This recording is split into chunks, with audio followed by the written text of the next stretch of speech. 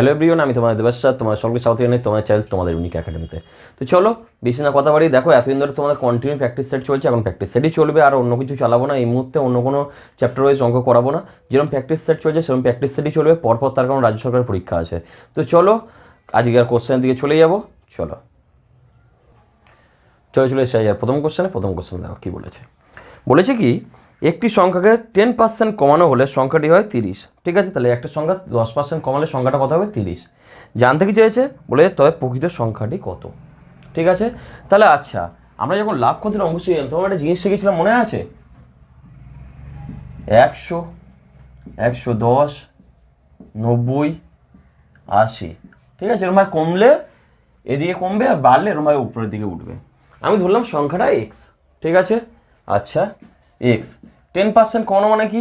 100টা কত? 90, তাহলে 90 by original কত? 100 ইকুয়াল টু 90 বাই 10% কমালে কত হচ্ছে? 30। ওকে, কোনো সমস্যা নেই। তাহলে এক্স ভ্যালু কত হলো? 100/3। এবার যদি কারো ডাউট থাকে, স্যার এই কোশ্চেনটা এইভাবে না করে অন্য কোনোভাবে করা যায় কি? অবশ্যই করা যায়, কেন করা যাবে না? তাহলে একটা সংখ্যা 10% কমানো হলো, তাহলে আমি ধরলাম 100 ছিল, এখন তাহলে কত হচ্ছে? 90। বলছে একটা সংখ্যা 10% কমানো হলে হয় 30। ঠিক আছে, ওকে।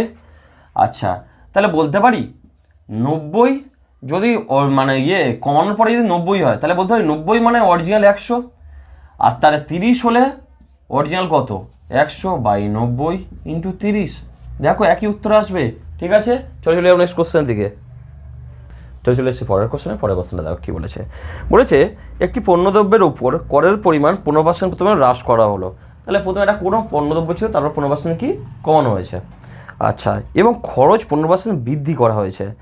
এর ফলে রাজস্ব আদায়ের হার শতকরা কত শতাংশ হ্রাস পেল? একটা কি বলেছে ভালো করে, এটা পণ্যের উপর প্রথমে কী করেছে? 15% হ্রাস করে দিয়েছে, তারপর আবার কী করেছে? 15% বাড়িয়ে দিয়েছে। তাহলে বলেছে ওভারঅল কী পরিমাণ ক্ষতি হলো। ঠিক আছে, সূত্র সেই একটা, মনে আছে কি সূত্র? a + b + ab/100। এই সূত্রটা কেন অ্যাপ্লাই হবে? তাহলে কি হলো? -15 + 15 প্লাস মাইনাসে -15 × 15/100। তাহলে কি হলো? +15 -15 কেটে দিলাম, তাহলে 15 কত? 225/100। তাহলে বলতে পারি -2.25%। ওকে, তাহলে কি হলো? -2.25। চলে যাবো নেক্সট কোশ্চেন দিকে। চলে এসেছে পরের কোশ্চেনে দেখো কী বলেছে। বলেছে কি, বেশ কিছু সংখ্যা দিয়েছে, সংখ্যাটা দিয়ে কী জানতে চেয়েছে? বলেছে নিম্নের কোনটি 9 দ্বারা সম্পূর্ণরূপে বিভাজ্য হবে। ঠিক আছে, নিচের কোনগুলির মধ্যে ওইগুলোর মধ্যে কোনটা 9 দ্বারা বিভাজ্য হবে। আচ্ছা, 9 দিয়ে বিভাজ্য হওয়ার একটা রুল আছে। রুলসটা কি? ভালো করে শোনো। ধরো দিল 1, 2, 3, 4, 5। ঠিক আছে, কথা বলছি, সবগুলোকে যোগ করে দেবে। 1 + 2 + 3 + 4 + 5 যা হবে যোগফল, সেটা যদি 3 দিয়ে বিভাজিত হয় তাহলে পুরোটাই 9 দিয়ে বিভাজ্য যাবে। ঠিক আছে, ওকে। অর্থাৎ পুরোটা 9 দিয়ে যদি বিভাজ্য যায় তাহলে পুরোটাই 9 দিয়ে বিভাজ্য যাবে। ওকে, চলো তাহলে কি এবার কোশ্চেনটা কী দেওয়া ছিল? এখানে অপশানগুলো দেওয়া আছে, তো আমি একটা অপশান চেক করা যায়, আমি ডাইরেক্ট উত্তরের দিকে যাব। উত্তরটা কী বলেছে ভালো করে শোনো। আমি একটা জিনিস যোগ করছি, দেখো 6 + 2, অর্থাৎ 3 নম্বর অপশানটা চেক করছি। 6 + 2 + 3 প্লাস, আচ্ছা 4, 5, আচ্ছা 4 + 5 প্লাস কত হচ্ছে? 8 + 8, 8 + 8, তাহলে 8 8 16, 16 5 21, 21 4 25, 25 3 28, 29 30 36, তাহলে কত হচ্ছে? 36। দেখো 9 দিয়ে ভাগ যাচ্ছে, 4 9 36, তো তাহলে এইটা একমাত্র সি, অপশন সি হচ্ছে কি 9 দ্বারা ডিভিজিবল। ওকে, চলে যাবো নেক্সট কোশ্চেনের দিকে। চলে এসেছি পরবর্তী কোশ্চেনটা কী বলেছে শোনো। বলেছে 700 টাকা কোয়েল, পায়েল ও অঙ্কিতার মধ্যে এমনভাবে ভাগ করে দেওয়া হলো যাতে কোয়েল পায় পায়েলের অর্ধেক এবং পায়েল পায় অঙ্কিতার প্রাপ্ত অর্থের অর্ধেক। তাহলে অঙ্কিতার প্রাপ্ত অর্থের পরিমাণ কত? তাহলে কে কে আছে? কোয়েল, পায়েল আর অঙ্কিতা। তাহলে লিখে নাও আগে, কোয়েল, পায়েল আর অঙ্কিতা, 3 জন আছে। ওকে, কি বলেছে এবার শোনো। বলেছে কোয়েল পায়েলের অর্ধেক পায়। ঠিক আছে, কোয়েল পায় পায়েলের অর্ধেক, আচ্ছা কোয়েল পাচ্ছে পায়েলের অর্ধেক। আচ্ছা আমি ধরলাম পায়েল x টাকা পায় বা 1 টাকা পায়, আমি ধরলাম 1 টাকা পায় পায়েল, তাহলে এ পাচ্ছে ওর হাফ, মানে এই কোনো সমস্যা নেই, কোয়েল পাচ্ছে পায়েলের হাফ। ওকে, আবার কি বলেছে শোনো, এবং পায়েল পায় অঙ্কিতা প্রাপ্তের অর্ধেক। তাহলে পায়েল কি ভাবছে, অঙ্কিতা যায় তার হাফ, এ যদি হাফ হয় তার মানে নিশ্চয়ই তার দ্বিগুণ, তাহলে 2। পায়েল পাচ্ছে অঙ্কিতার হাফ, তার মানে এ যদি 1 টাকা পায় নিশ্চয়ই 2 টাকা পাচ্ছে, কোনো সমস্যা নেই। তাহলে এবার নর্মালভাবে এটাকে, এটা তো ফ্র্যাকশনে আছে, এটা একটা লাইনে আনো, তাহলে 1:2, 2:4। তাহলে দেখো 2 দোকানে 4, 2 1 2 1, ঠিক আছে চলো, তাহলে 4 2 6, 1 7। অথচ ওরা বলেছে কত টাকা, 700 টাকা সবার মধ্যে ভাগ হচ্ছে, আমরা যোগ করে দিলাম 7 টাকা, আর ওরা বলছে 700 টাকা, তাহলে কত গুণ, 100 গুণ। তাহলে কি বলেছে, বলেছে অঙ্কিতার প্রাপ্ত অর্থের পরিমাণ কত, অঙ্কিতা কই, এই অঙ্কিতা, তাহলে অঙ্কিতার সঙ্গে 100 গুণ হবে, তাহলে কত হলো, 400 টাকা। চলো হলে নেক্সট কোশ্চেনে দেখে, চলে এসে পরের কোশ্চেনে কি বলেছে, বলেছে তৃষার কাছে মোট 160টি চকলেট রয়েছে। ওকে, বলেছে তৃষা সেখান থেকে 5% প্রিয়াকে, আচ্ছা 5% প্রিয়াকে, ওকে, বলেছে 15% মমিতাকে, 15% মমিতাকে, এবং বলেছে কি 1/4 কি প্রীতমকে দিল, 1/4 কি প্রীতমকে দিয়েছে। বলেছে তাহলে তৃষার কাছে বর্তমানে কতগুলো চকলেট পড়ে আছে, এইগুলো দেওয়ার পরে বলছে কত পার্সেন্ট, কতটা ওর কাছে আছে, কটা ওর কাছে আছে। তো সব কটা যোগ করবো আমরা, এটাকে তুমি যদি 100 আনতে যাও সব থেকে ভালো হয়, তাহলে কি করে দাও, 25 দিয়ে ওপর নিচে গুণ করে দাও, তাহলে কত হলো এটা সমান, তাহলে বলতে পারি 5-এর 100 প্লাস 15-র 100 প্লাস 25-এর 100। ওকে, তাহলে এবার কি হলো, ব্যাপারটা সুন্দর হয়ে গেল, 100 নিচে, উপরে কত আসছে, 5 5 10, 5 15, 15 5 হায় থাকে 1, আচ্ছা 2 1 3 1 4 45, তাহলে কত হচ্ছে 45%, বলতে পারি এটা সমান সমান 45%। তাহলে 45% সবাইকে দিয়েছে, তাহলে পড়ে আছে কত পার্সেন্ট, নিশ্চয়ই 55% তার কাছে পড়ে আছে এখনো। তাহলে টোটাল কটা ছিল 160টা, তো তাহলে 160টা মোট ছিল, তার 55% এখন ওর কাছে পড়ে আছে। 2 দিয়ে 8 দোকানে 16, তাহলে কতগুলো পড়ে আছে, 88টা, 88টা এখন কি পড়ে আছে। চলে যাবো নেক্সট কোশ্চেন দিকে, চলে আসো পরের কোশ্চেনে কি বলেছে, বলেছে মথুরা থেকে দিল্লির দূরত্ব 60 কিমি। ওকে, আচ্ছা মথুরা থেকে দিল্লির দূরত্ব কত, 60 কিমি। কি বলেছে শোনো, বলেছে একজন ড্রাইভার ঠিক করলো 2 ঘন্টায় মথুরা থেকে দিল্লি যাবে। ওকে, মথুরা থেকে দিল্লি যাবে কত ঘন্টায়, 2 ঘন্টা। ওকে, এবার কি বলেছে শোনো, বলেছে কিন্তু 1 ঘন্টা পরে সে দেখলো কেবল 40% দূরত্বই অতিক্রম করেছে। তাহলে 60-এর মধ্যে 40% গেছে, তাহলে কত দূরত্ব গেছে, 24 কিমি। তাহলে 60-এর মধ্যে গেছে কত, 24 কিমি, পড়ে আছে কত, 36 কিমি। ওকে, আচ্ছা বলে প্রথম 1 ঘন্টা তাহলে কত গেছে, 24 কিমি। বলেছে তিনি পরের 1 ঘন্টা কি বেগে গাড়ি চালালে 2 ঘন্টার সময় তিনি দিল্লিতে পৌঁছাতে পারবেন। তাহলে 24 ঘন্টার টাইমের মধ্যে 24 ঘন্টা গেছে ক ঘন্টায়, 1 ঘন্টা, আর 1 ঘন্টায় 36 কিমি যাওয়ার জন্যে, আর 1 ঘন্টায় 36 কিমি যাওয়ার জন্য, তাহলে স্পিড কত হতে হবে, 36 কিমি প্রতি ঘন্টা। তাহলে 36 কিমি প্রতি ঘন্টা হয়, তাহলে আর 1 ঘন্টায় সে পুরো ডিস্টেন্সটা কভার করে নেবে। ওকে, তাহলে উত্তর কত হলো, 36। চলো নেক্সট কোশ্চেন থেকে, চলে এসেছে পরের কোশ্চেনে, এটা একটা ভেরি ইম্পর্টেন্ট কোশ্চেন, তো ভালো করে দেখবে, মন দিয়ে বুঝবে। কি বলেছে ভালো করে শোনো, বলেছে দুইজন ব্যক্তি একই দিকে 3 কিমি এবং 6 কিমি গতিবেগে হাঁটছিল। দুইজন লোক হাঁটছিল, একজন 3 কিমি বেগে, একজন 6 কিমি বেগে। ওকে, বলেছে একটি ট্রেন পিছন দিক থেকে এসে তাদেরকে 9 সেকেন্ড এবং 10 সেকেন্ডে অতিক্রম করে চলে গেল, ট্রেনটির বেগ কত। কি বলেছে ভালো করে শোনো, একজন যাচ্ছিল এদিকে আর একজনও যাচ্ছিল এদিকে, এর পিছন দিক থেকে ট্রেন এলো, ঠিক আছে, এর স্পিড ধরো 3 কিমি প্রতি ঘন্টা, আর এর স্পিড কত, 6 কিমি, তাই তো, 6 কিমি প্রতি ঘন্টা। ওকে, বলেছে কি ট্রেনটার স্পিড কত, আমি ধরলাম x কিমি প্রতি ঘন্টা, ট্রেনটার স্পিড।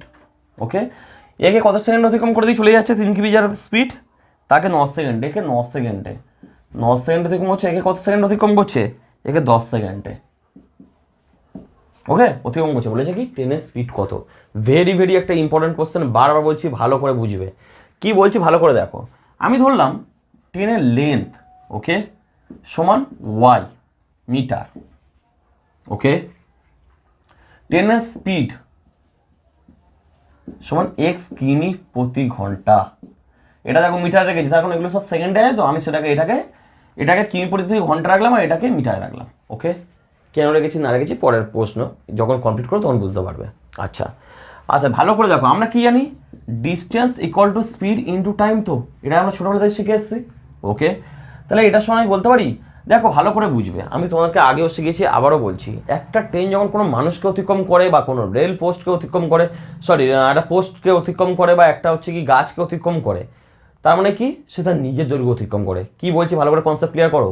একটা ট্রেন যখন একটা পোস্টারকে বা একটা কোনো বাঁশকে বা একটা কোনো গাছকে বা একটা কোনো মানুষকে অতিক্রম করে, তাহলে কি সেটা নিজের দৈর্ঘ্য অতিক্রম করছে।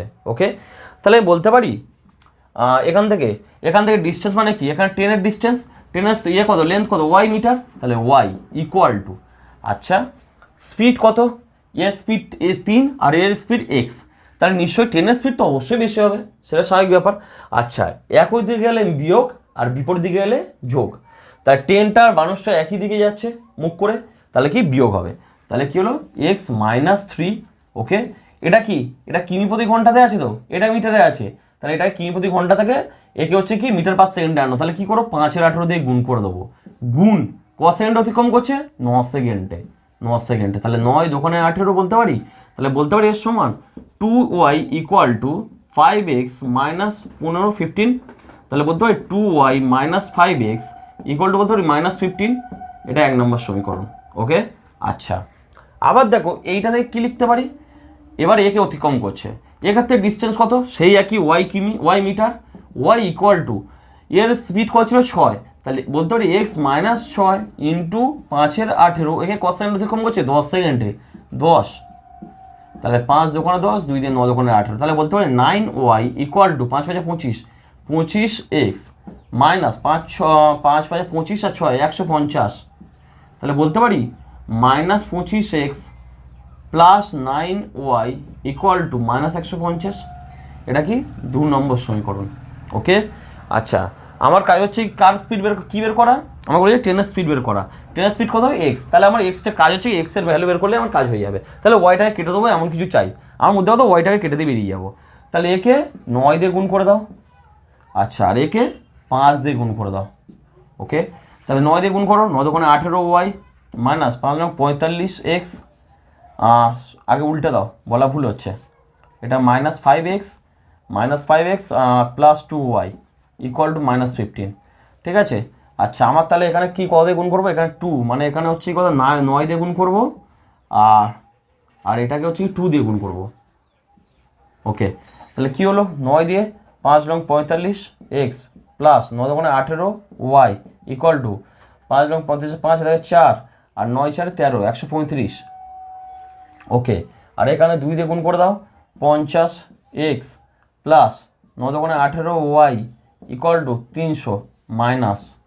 ওকে, তাহলে কি করব, মাইনাস মাইনাসে প্লাস, প্লাস মাইনাসে মাইনাস, মাইনাস মাইনাসে প্লাস, তাহলে কত হলো বলতে পারি 5x ইকুয়াল টু বলতে পারি, তাহলে কত হলো এখান থেকে 300 থেকে 135 বিয়োগ করো, তাহলে 5 5 10, এবার 4 4 6 10, আচ্ছা একবার 2 2 একে 165, তাহলে এক্স এর ভ্যালু কত বেরোলো 5 3 5 15, 3 5 15, তাহলে কত হলো এক্স এর ভ্যালু 33 কিমি প্রতি ঘন্টা, তাহলে ট্রেনের স্পিড কত 33 কিমি প্রতি ঘন্টা, এটাই হচ্ছে কি উত্তর।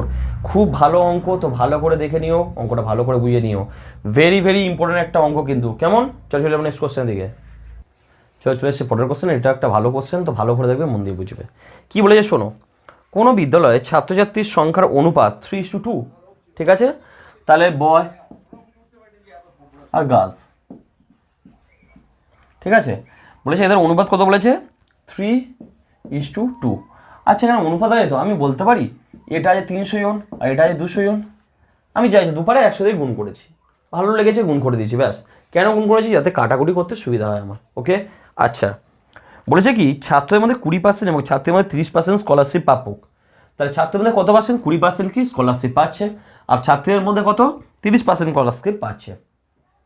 ওকে, এবার কি বলেছে শোনো, বলেছে তবে কত শতাংশ ছাত্রছাত্রী স্কলারশিপ পায়নি, কি বলেছে স্কলারশিপ পায়নি, ছাত্রের মধ্যে কত শতাংশ স্কলারশিপ পাচ্ছে 20%, তাহলে স্কলারশিপ পায়নি কতজন 80%, তাহলে 300 ইন্টু 80/100, এতজন তো স্কলারশিপ পায়নি।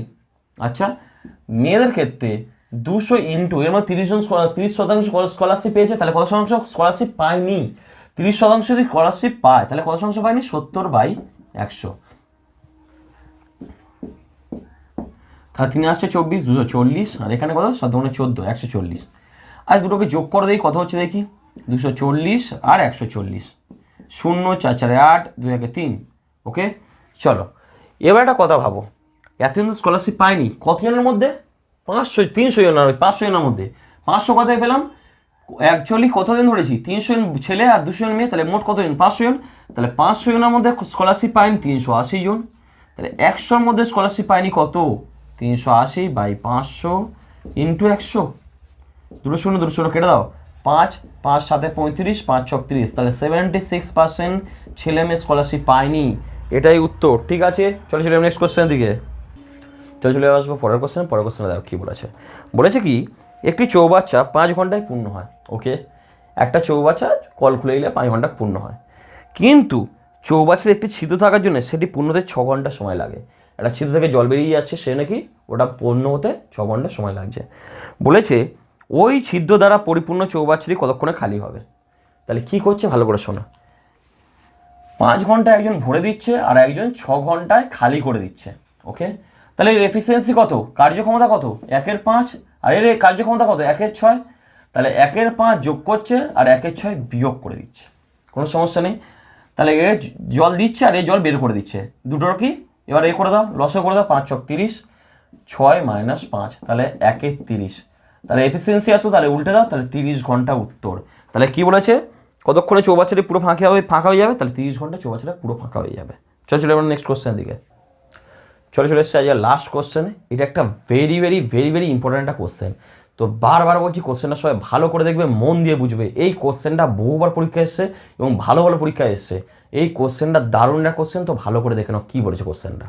কোশ্চেন কী বলেছে শোনো। একজন ব্যক্তি দুটো চকলেট প্রতিটি 12 টাকা করে বিক্রয় করলো।